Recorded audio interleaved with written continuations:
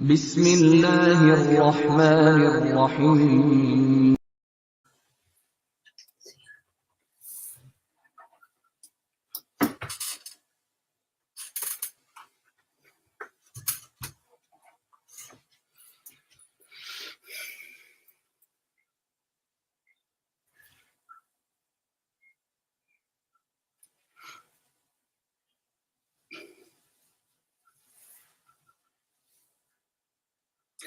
Allahu Akbar, Allahu Akbar, Allahu Akbar, Allahu Akbar. Ashhadu an la ilaha illallah.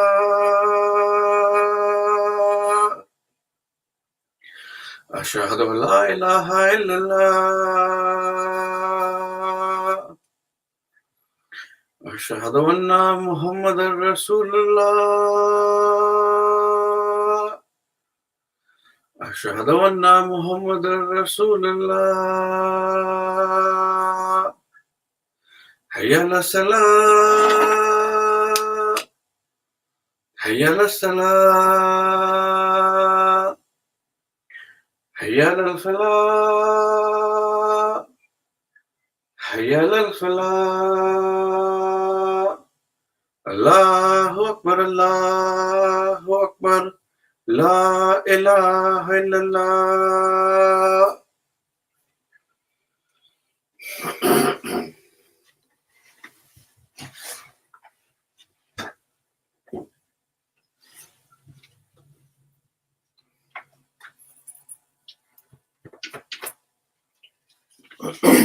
أشهد أن لا إله إلا الله وحده لا شريك له وأشهد أن محمدا عبده ورسوله.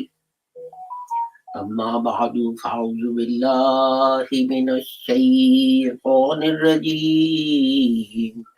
بسم الله الرحمن الرحيم. The first verse I want to recite is from the Holy Quran. Sorry, things are falling out of my copy of the Holy Quran. It's chapter 33, verse 48. وَلَا الْكَافِرِينَ وَالْمُنَافِقِينَ وَدَعْ آذَاهُمْ وَتَوَكَّلْ عَلَى اللَّهِ وَكَفَى بِاللَّهِ وَكِيلًا. And obey not the disbelievers and the hypocrites, and disregard their annoying talk, and rely on Allah. And Allah is enough as having charge of your affairs. Then we have chapter 33, verses 57 and 58. إِنَّ الَّذِينَ يُؤْذُونَ اللَّهَ وَرَسُولَهُ لَعَنَهُمُ اللَّهُ فِي الدُّنْيَا وَالْآخِرَةِ وَأَعَدَّ لَهُمْ عَذَابٌ مُهِينًا. الَّذِينَ يُؤْذُونَ المؤمنين والمؤمنات بغير ما اكتسبوا فقد احتملوا بهتانا وإثما مبينا.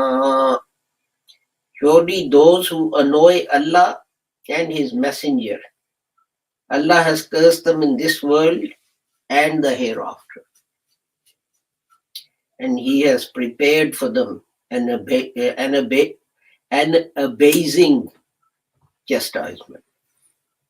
And those who annoy believing men and believing women,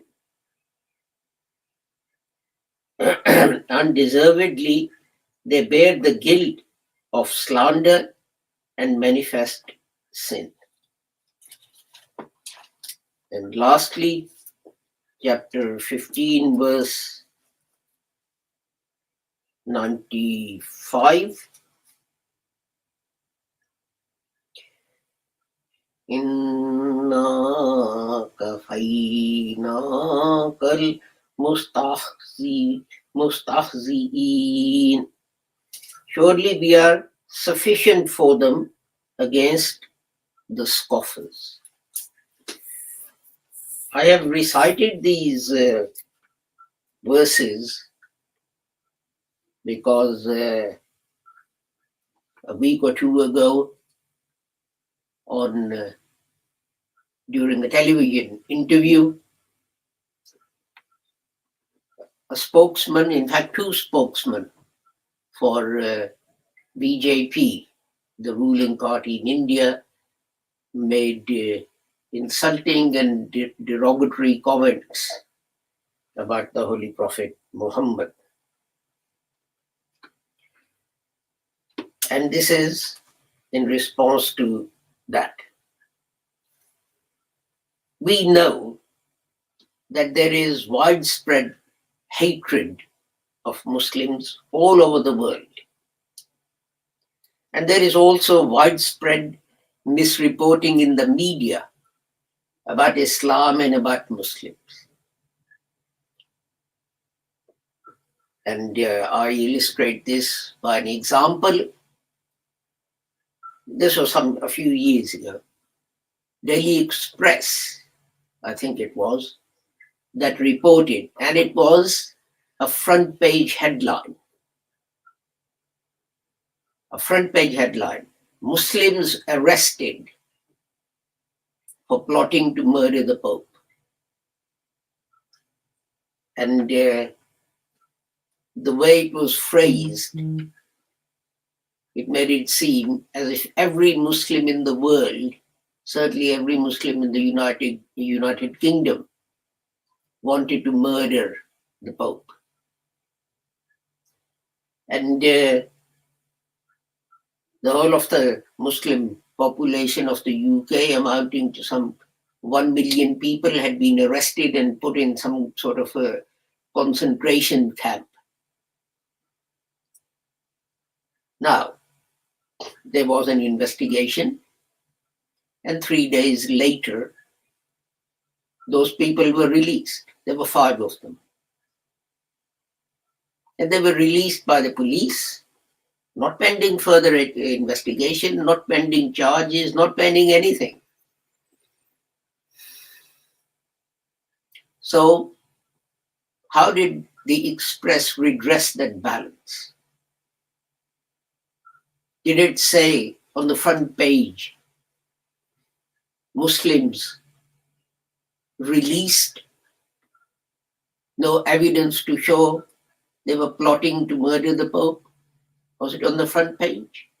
Was it on the editorial page? No. There was a small paragraph buried on page 9. Page 9. Now compare the two.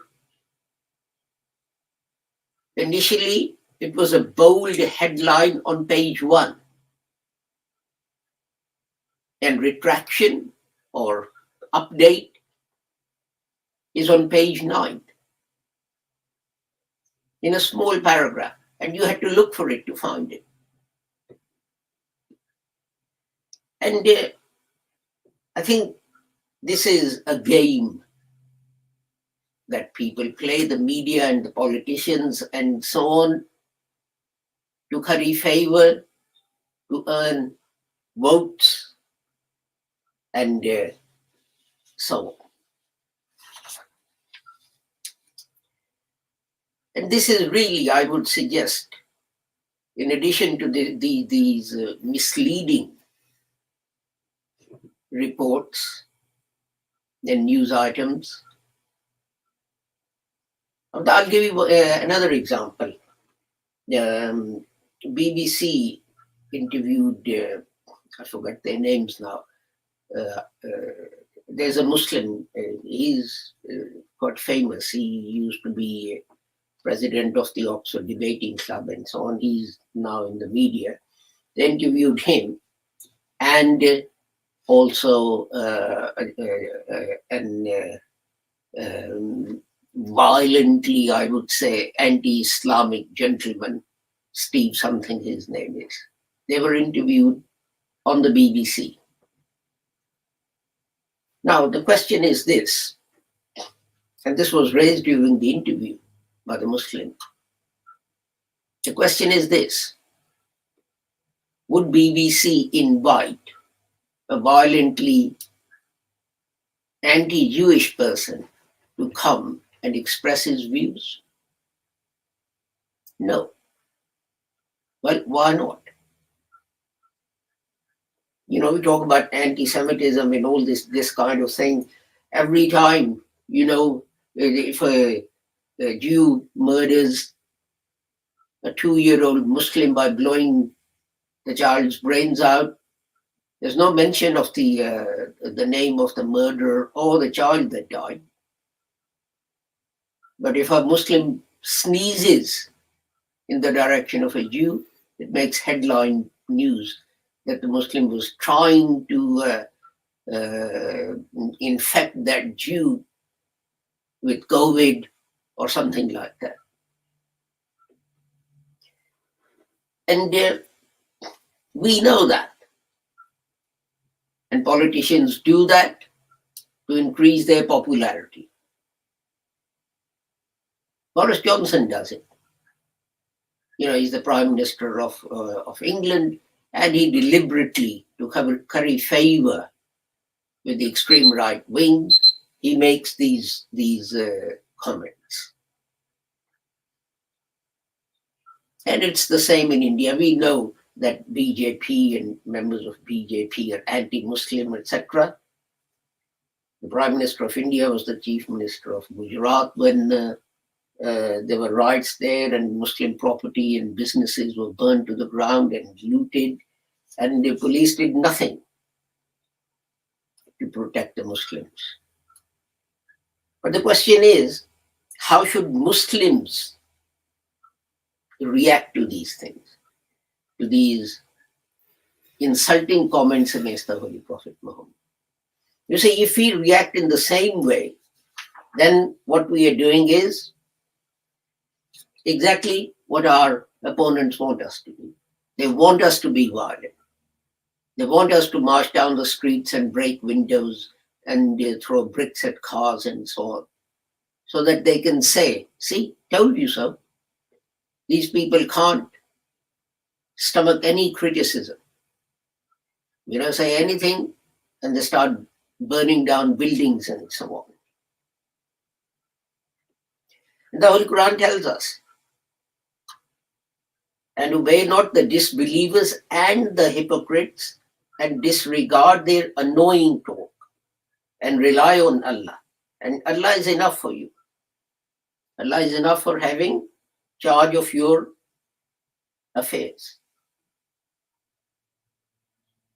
Again in chapter 15, verse 95, surely Allah is sufficient for you against the scoffers. And in the Holy Prophet's own lifetime, and this is mentioned in the Holy Quran, that the Quran says that whenever a prophet came, people said to him, "You're a liar." And Na'uzubillah, the Holy Prophet Muhammad himself was called a madman, a sorcerer, a liar, Na'uzubillah.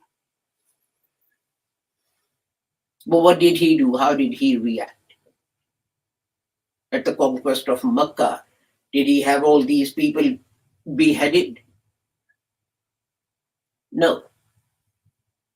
Because there is a way to respond. If you just respond with the emotion and fury and violence, you will simply be proving that what your detractors are saying is correct. And this is what Allah is saying in the Holy Quran. In another verse of the Holy Quran, God says if you're sitting somewhere and people are talking and the conversation is making you angry because it's insulting about Islam and the Holy Prophet and Muhammad sallallahu alaihi wasallam, leave that place, go away, and wait until the topic has moved on to something else, and then go back. Don't start punching them in the face and fighting them, etc., etc. Because that just proves their point, as I said.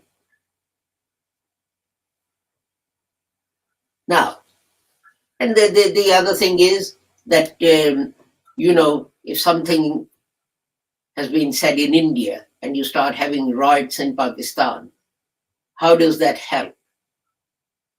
You are damaging Pakistan's economy, you're damaging Pakistan's infrastructure, you are destroying your own traffic lights and throwing bricks through your own buildings. How does that address those comments? Your reaction should be something that actually makes those people who made those comments regret what they did. Now, the interesting thing is that for 5 or 6 days, while after these spokesmen for BJP made these comments,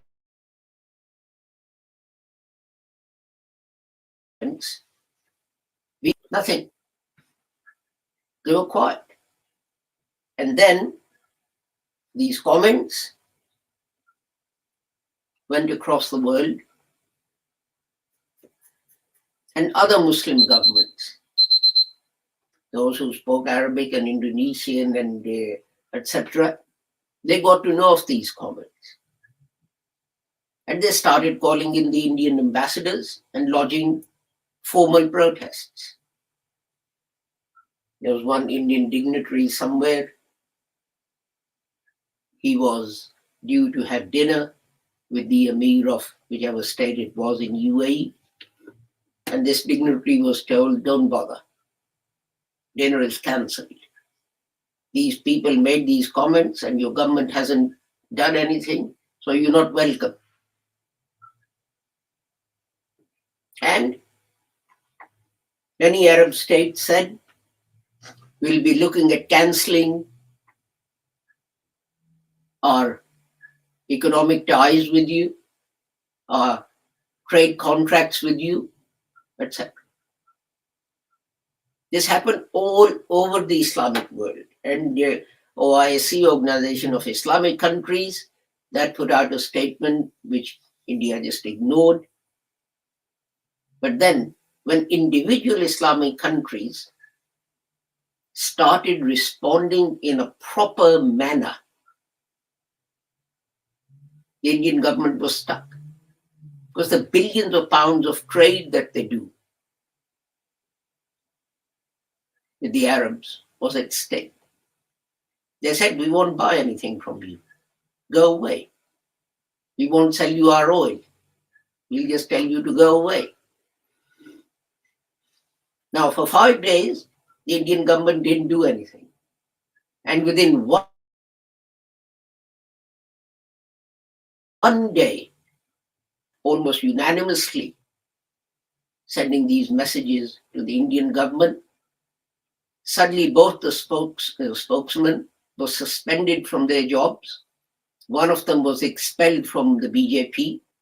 One remains a member, but she's lost her job. And statements of apology were made to these Muslim governments. Now, do you think this would have happened if Muslims had gone in the streets and started breaking the street lights and traffic lights and whatever else and burning their own buses, etc.? Your enemies just sit there and laugh. And they say, this is why we did it, because we knew you can't do anything to us. You're not burning down buses in New Delhi or smashing street lights in New Delhi. You're doing it in Islamabad and Lahore and Karachi. That's what we want. You're damaging your own country. You're damaging your own economy. And that is one thing we have to learn, that the war that goes on now is an economic war. It's not so much a military war. How is the West trying to hurt Russia in Ukraine?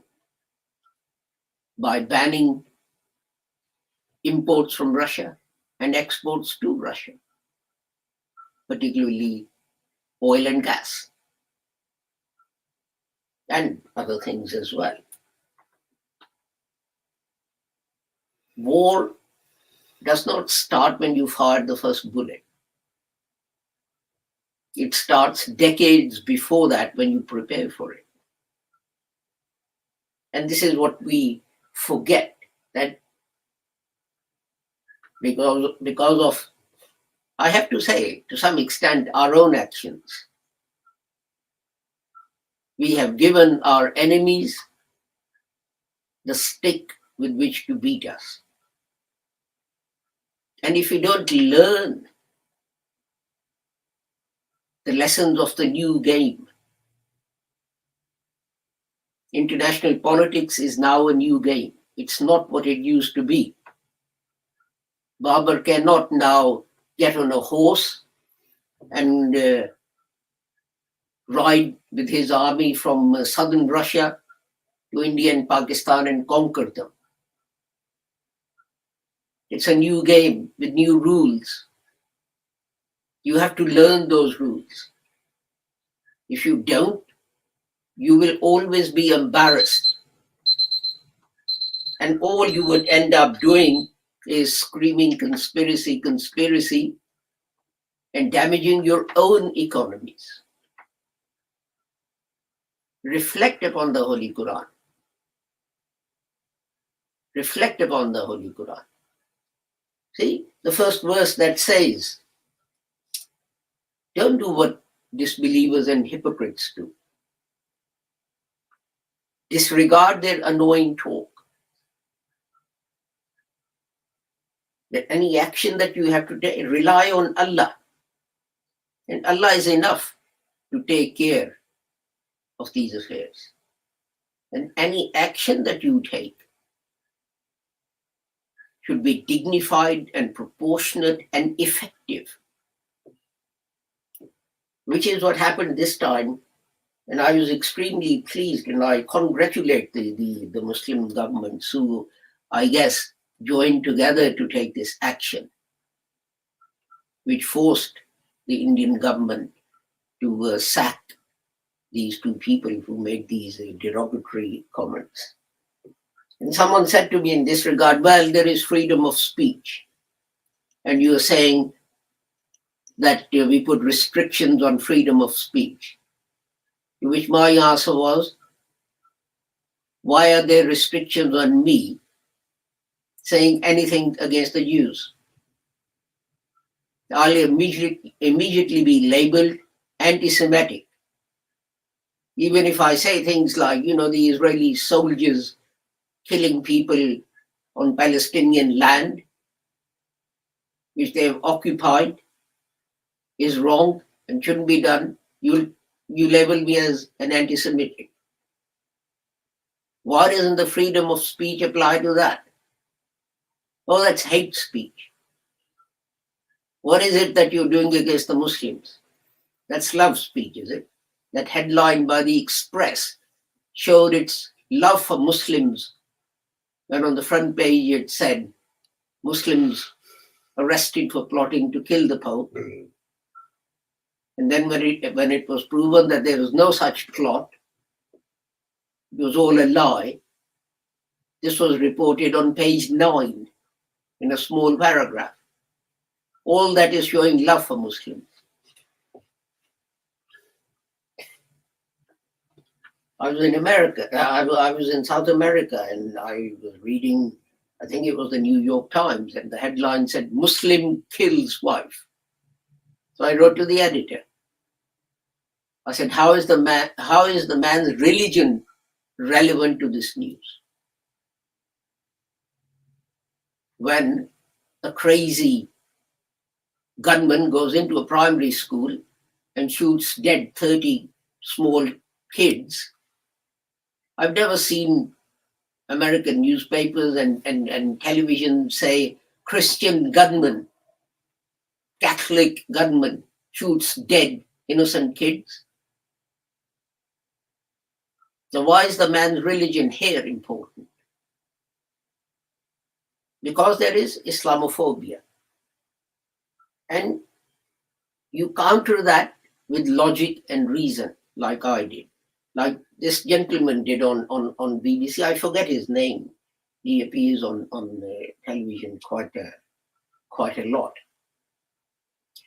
He used logic and argument and rationality to prove his point and our point, and to defend Islam and Muslims, etc. So we should learn a lesson from this, what the Arab governments did, because it has shown us how effective their action was. It has shown that although they took action, no one could badmouth Muslims for what these governments did. They called in the ambassadors and made formal diplomatic protests. They said, if you do this, we won't sell you oil. It's our oil. Why should we sell it to you when you are going to insult our religion in this way? We won't buy things from you. So we should learn a lesson from that. This incident shows us how to behave towards those who try and humiliate our religion and our prophet, how to counter them. Don't go out and start burning buses and breaking traffic lights and street lights. Barakallahu lana wa lakum fil Qur'anil azim wa nafa'ana wa iyyakum bil ayati wa zikril hakim innahu ta'ala jawadun karimun malikun ar-raufur rahim.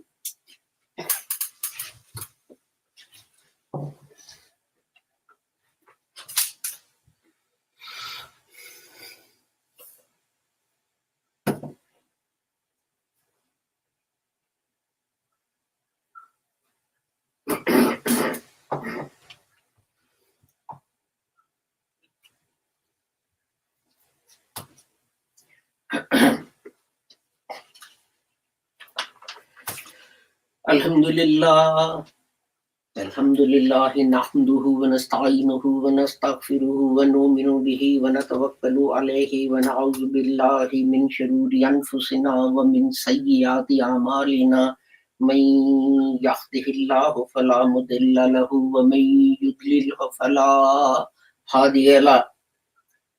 وأشهد أن لا إله إلا الله وأشهد أن محمدا عبده ورسوله. اللهم صل على محمد وعلى آل محمد كما صليت على إبراهيم وعلى آل إبراهيم إنك حميد مجيد. اللهم بارك على محمد وعلى آل محمد كما باركت على إبراهيم وعلى آل إبراهيم إنك حميد مجيد. اللهم انصر من نصر دين محمد صلى الله عليه وسلم واجعلنا منهم، واخذل من خذل دين محمد صلى الله عليه وسلم ولا تجعلنا منهم.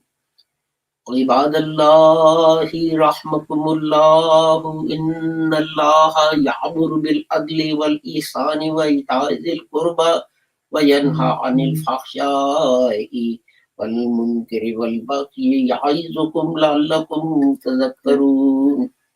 اذكروا الله يذكركم وادعوه يستجب لكم ولذكر الله أكبر والله يعلم ما تصنعون.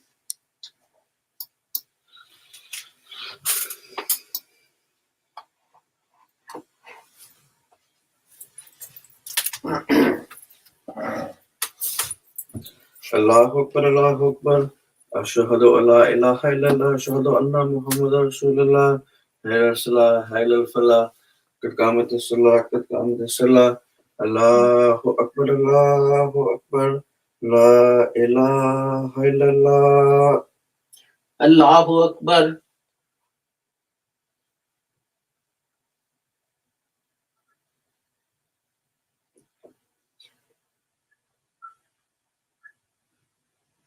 Alhamdulillahi Rabbil Alameen.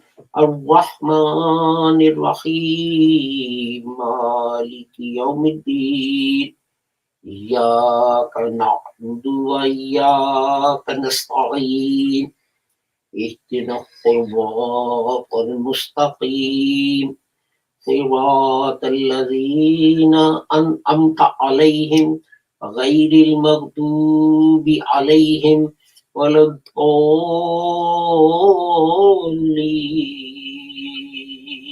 Amin. Qul huwallahu ahad. Allahu samad. Lam yalid wa lam yulad wa lam yakul lahu kufuwan ahad. Allahu Akbar.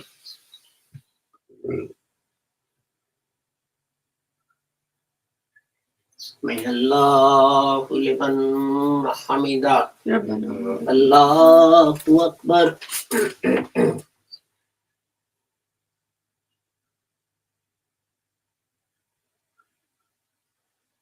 Allahu Akbar.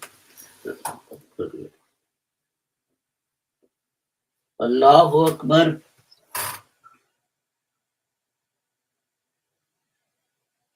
Allahu Akbar. Alhamdulillahi Rabbil Alameen. Ar-Rahmanir Rahim. Maliki Yawmiddin. Iyyaka na'budu wa iyyaka nasta'in. Ihdinas siratal mustaqim. Siratal ladzina an'amta 'alaihim ghairil maghdubi 'alaihim waladdallin.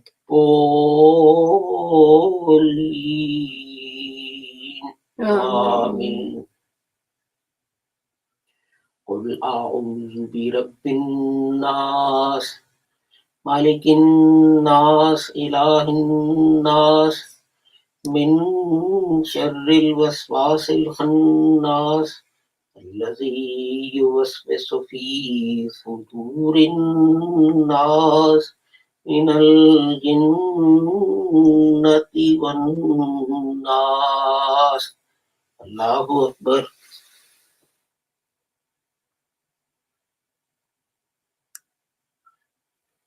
Sami'allahu liman hamidah. Rabbana. Allahu Akbar.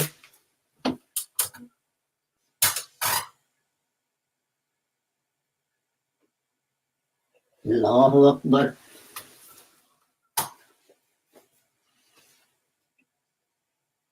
Allahu Akbar.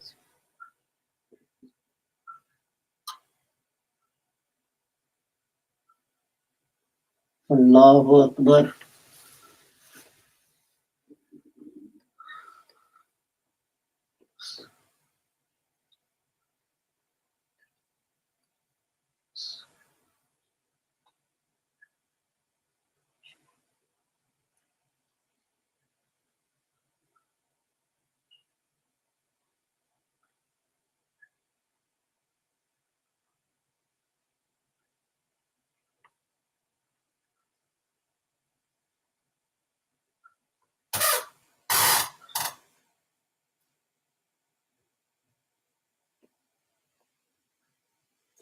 Assalamualaikum warahmatullahi Assalamu alaikum wa rahmatullah.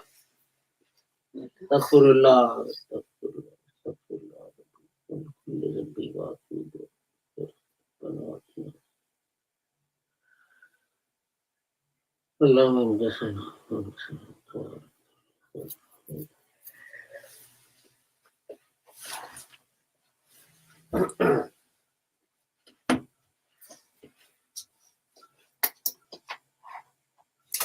Thank you for joining us for our Friday service.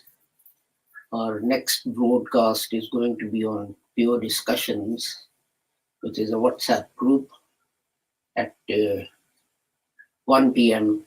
tomorrow. And then, inshallah, next week we'll continue with our